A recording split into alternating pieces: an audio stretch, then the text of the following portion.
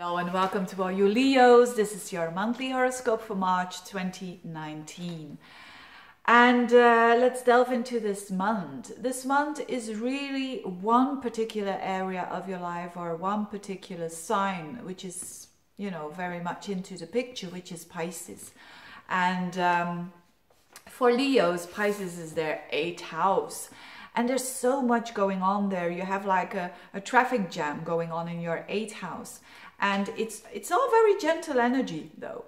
There is a new moon happening there on the 6th with the moon and the sun and Neptune together. There is also a Mercury going backwards, retrograde that is, in your 8th house, which is as from around about 6th of the month up until the end of the month. Then Mercury goes direct again. And so lots of, and this starts already in February, because around the 15th to 16th of February, we already have Mercury touching the first time Neptune and in your 8th house. So maybe you're watching this in February, then you know that this energy is already going on. What is this all about? It's not bad or good energy. I mean, we can say forever that this is bad, this is good. It doesn't work that way. It's what we do with it. But the energy is the following. The energy is extremely healing, magical, but also confusing energy. So on the positive, how you want to apply this, of course, is that healing energy, is that energy of retrospective and introspective, because your 8th house is one of the most emotional houses. It's very intimate, intim is Flemish. It's very intimate, it's very hidden as well. And so what I'm telling you now is not going on at the surface.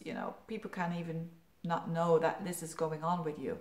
But the perfect thing that you want to do during March is getting introspective towards the crises that happened in your life, how you can strengthen and become more healed because of that, and how it has strengthened your personality, so to speak, or has strengthened you in becoming a better version of yourself. Because the 8th house is a house of crises. And when there is so much healing energy, which is soft, gentle energy, it's not Mars that is in there, or it's not Pluto that is in there. No, it's that gentle Piscean energy. And it's Mercury, which has to do with thinking. So it can be very simple. It can be that you're thinking about 8th house issues, which is depth, intensity, crises. What else? Intimacy, psychology, the occult. There could be an interest in life after that, for instance. And you're reviewing your point there. Maybe you never believed in it and now you believe in it. Or maybe you always believed in it and now you've gone through with a medium or something and you're saying, nah, I don't know. I'm going to review this. This is all possible with Mercury going back and forwards in your 8th house. To do anything that is connected with the metaphysical is fantastic to study, but in a Piscean way. So in a way that things are open. There is certainly no force here. But the negative side is confusion of all this energy. It could be a bit confusing as well. So stay just with the feet on the ground and you'll be fine. What could happen, for instance, let's say that you do a reading with a medium, for instance, and it confuses you. You don't know what's reality anymore. That could happen.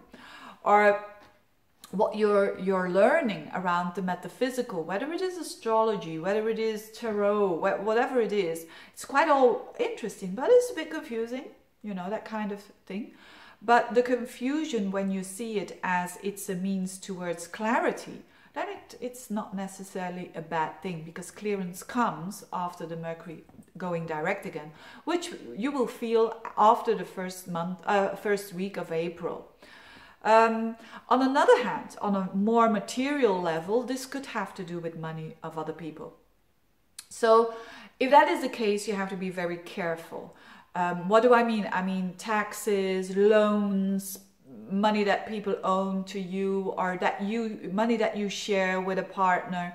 you have to be very, very careful in that respect, that when you know, any astrologer would say it's not the best time to sign a contract that has to do with all these things. Okay, so if you have the time and the possibility, of course, I would recommend signing something after the first week of April.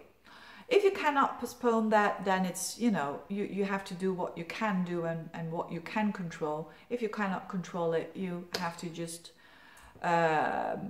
trust that this is the best thing that you can do. You can only do what you can do. That's basically what I mean. But there is some confusion that could be coming for you considering money, financial and money that you share with other people. So again, doesn't have to be a bad thing if you know this, and if you're saying, okay, I'm gonna use this time to investigate. It's a perfect time, and to see all the, like the Piscean is doing, they're having lots of possibilities.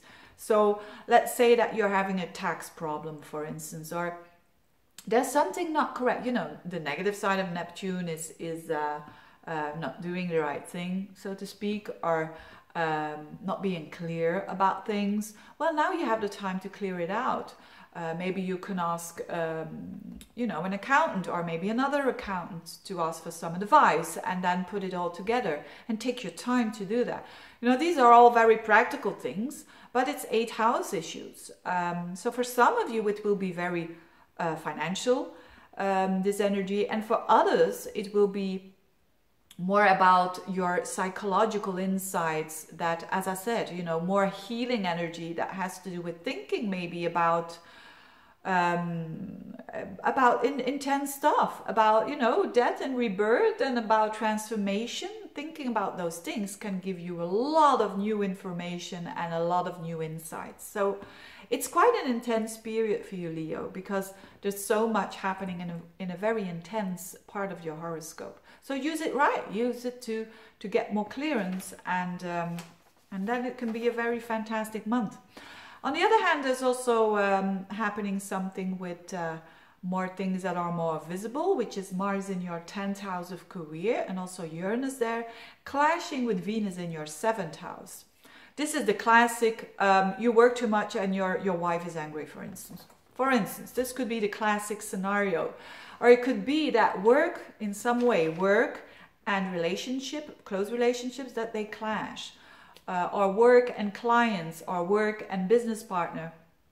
There is an imbalance, and the frustration that is happening is there to reset boundaries. So if there is a client or a partner or whatever it is, you know, that is taking too much from you, it's now up to you to to rearrange this, and that there is a balance again. Or you are taking, maybe if you are taking too much from someone, then again that person, mostly someone in authority, because it's Mars in the 10th house, a boss could be saying, hey, you've been 20 times too late at the office, and of course this is not good. We're going to do something about it. And you have to renegotiate, or you have to readjust your attitude. Things like that could be happening, especially around the 20th to 25th of the month. So, but this is a very short energy, so nothing really to worry about. But be careful with bosses, with because they're in with authorities, because they're in quite in a strong position there. Try to negotiate, try to see what's fair, because you've got Venus there in your 7th house, so you will be able to do that anyways. Having said that, this very intense but very interesting month. Have a good month, and thank you so much for watching. And if you want a reading, just get in touch. Bye bye.